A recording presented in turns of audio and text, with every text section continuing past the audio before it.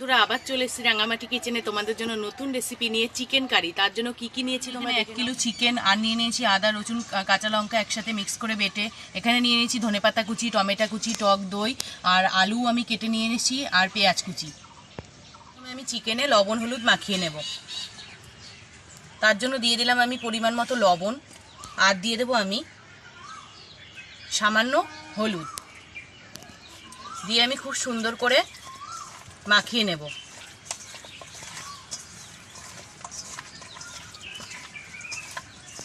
চিকেনের গায়ে লবণ হলুদ মাখানো আমার রেডি। আমি আলুগুলোকে ভেজে নেব।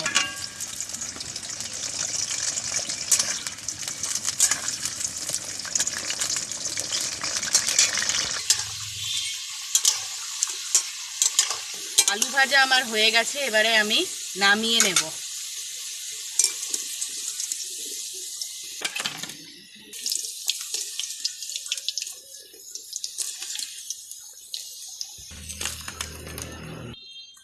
চিকেনগুলোও ভেজে নেব।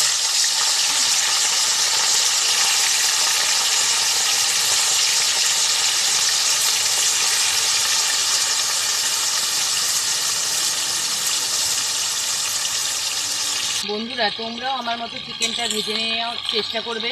চিকেনটা যদি তোমরা ভেজে নাও তাহলে চিকেনটা নরম হবে এবং খেতেও খুব সুন্দর লাগবে। চিকেন আমার ভাজা হয়ে গেছে, এবারে আমি নামিয়ে নেব।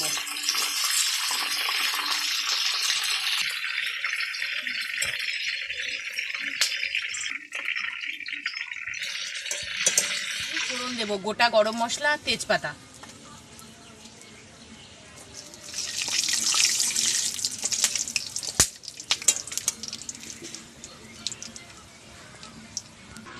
এবারে আমি পেঁয়াজ কুচি রেখেছিলাম সেটা দিয়ে দেব। পেঁয়াজের মধ্যে দিয়ে দেব আমি 1 চামচ লবণ আর দিয়ে দেব 1 চামচ হলুদ। এবারে পেঁয়াজটা আমি লাল লাল করে ভেজে নেব। পেঁয়াজ আমার ভাজা হয়ে গেছে, এবারে আমি দিয়ে দেব আদা কাঁচা লঙ্কা রসুন বাটা।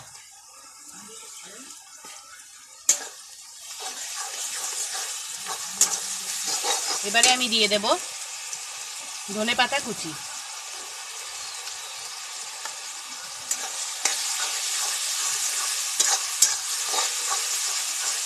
ভালো করে এবারে আমি মশলা কষিয়ে নেব।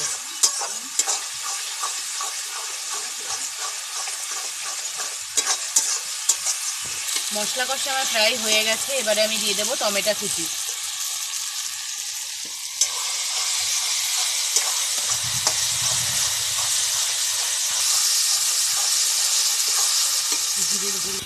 মশলা কষানো প্রায় আমার হয়ে এসেছে, এবারে আমি একে একে গুঁড়ো মশলা দিয়ে দেব। প্রথমে দিয়ে দেব আমি হলুদ, তারপরে দিয়ে দেব আমি জিরের গুঁড়ো আর দিয়ে দেব আমি কালারের জন্য কাশ্মীরি লঙ্কার গুঁড়ো। দিয়ে ভালো করে মশলার সাথে আমি মাখিয়ে নেব। এবারে আমি দিয়ে দেব টক দই। এখানে আমি 1 বাটি টক দই রেখেছিলাম, পুরোটাই আমার কাজে লাগবে, দিয়ে দিলাম।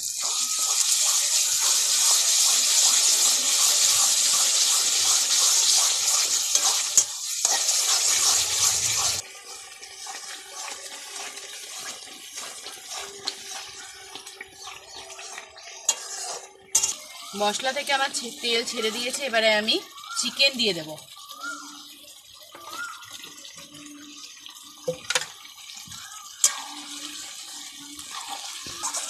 এবারে আমি খুব সুন্দর করে কষিয়ে নেব।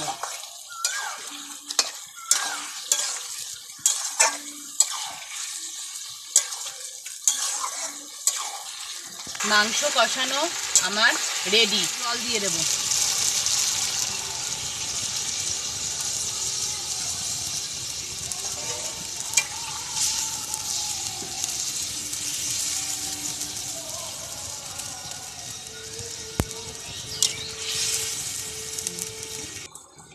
এবারে আমি আলুগুলোকে দিয়ে দেব।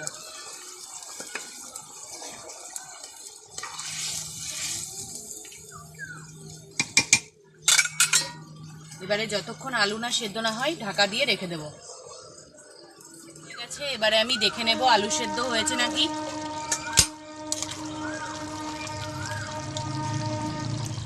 আলু সেদ্ধ আমার হয়ে গেছে। এবারে আমি ঘি গরম মশলা নিয়ে নামিয়ে দেব। দিয়ে দেবো আমি সামান্য ঘি, আর দিয়ে দেবো আমি গরম মশলা।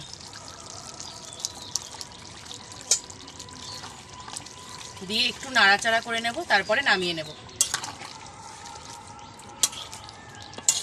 চিকেন কারি আমার রেডি। এবারে আমি নামিয়ে নেব। আমার মতো একবার বানিয়ে খাবে আর আমাকে কমেন্ট করে জানাবে কেমন লাগলো। ভালো লাগলে আমার চ্যানেলটিকে লাইক, শেয়ার ও সাবস্ক্রাইব করতে কিন্তু ভুলো না।